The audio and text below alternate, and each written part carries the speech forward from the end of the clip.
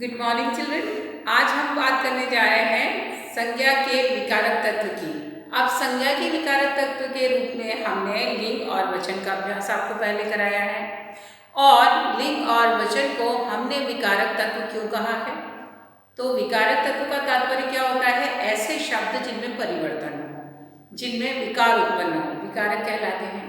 तो संज्ञा के विकारक तत्वों के यानी कि संज्ञा के विकारक जो रूप हैं वहाँ पर हमें तीन चीज़ें हमें यहाँ पर स्टडी करनी थी। पहला था लिंग, जो कि संज्ञा का एक ऐसा तत्व है, ऐसा रूप है जो वो परिवर्तित होता है। दूसरा हमने पढ़ा वचन, उनके रूपों में भी परिवर्तन होता है। अब हम आज पढ़ने जा रहे हैं कारक, जो कि संज्ञा का एक और विकारक तत्व है। इसे भी विकारक तत्व की श्रेणी में रखा गया है क्योंकि इनमें भी परिवर्तन होता है। तो कारक होते क्या हैं, चलिए समझ लेते हैं। तो यहाँ पर आप देख सकते हो कि बोर्ड पर मैंने कुछ वाक्य लिखे हैं। अब वाक्य को पढ़ते हैं और उनमें से कारक निकालते हैं पहले, और कारक ढूंढने के बाद समझेंगे कि इन्हें कारक क्यों कहा गया है। तो पहला वाक्य दिया है, राहुल को खाना खाना पसंद है। किसको? राहुल को। तो यहाँ पर ये को शब्द, किसको? राहुल को। तो राहुल का संबंध वाक्य के अन्य शब्दों से कौन बता रहा है?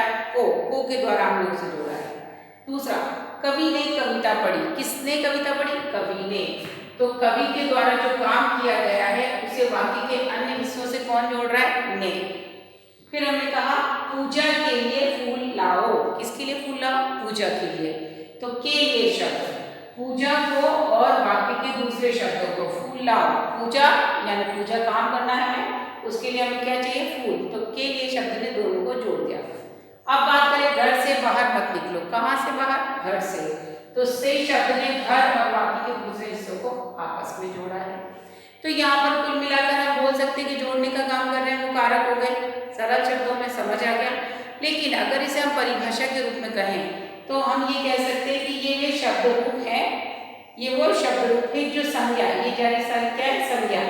कई बार ये संज्ञा की जगह पर सर्वनाम भी हो सकते हैं। तो ये सारे जो संज्ञा और सर्वनाम को जोड़ने का काम करते हैं, यानी कि वे शब्द रूप जो संज्ञा और सर्वनाम को वाक्य के अन्य हिस्सों से, अन्य शब्दों से जोड़े, वो क्या कहलाते हैं? कारक। यहाँ पर कारक हम देख सकते हैं कि हमारी पाठ्य पुस्तक में पेज नंबर 83 यानी कि 83 पर कारक दिया गया है। विभिन्न उदाहरणों के माध्यम से उसे समझाया है और यहाँ पर भी हमने वही करने का प्रयास किया, आपको विभिन्न उदाहरणों के माध्यम से समझाया है कि कारक क्या हो गए? वे शब्द संज्ञा या सर्वनाम के वे रूप जो संज्ञा सर्वनाम का संबंध वाक्य के अन्य हिस्सों से कराते हैं, कारक कहलाते हैं। तो चलिए यहाँ पर हम सबसे पहले क्या कहलाते हैं? परिभाषा लिखते हैं कारक की। क्या कह रहे हैं कि संज्ञा या सर्वनाम के जिस रूप से, लिखिए, संज्ञा या सर्वनाम के, संज्ञा और सर्वनाम इसलिए बोल रहे हैं क्योंकि यहाँ पर उन्होंने सारे नाम दिए हैं, राहुल, पूजा, कवि, घर, ये सारे क्या है? संज्ञा है। अगर इनकी जगह सर्वनाम भी हो तो उनका संबंध किससे बता रहे हैं? वो वाक्य के अन्य हिस्सों से बता रहे हैं। तो संज्ञा या सर्वनाम के जिस रूप से, उनका संबंध वाक्य के अन्य शब्दों से जाना जाए, जिस रूप से उनका संबंध यानी कि किस प्रकार का नहीं करते हैं वो, उनका संबंध वाक्य के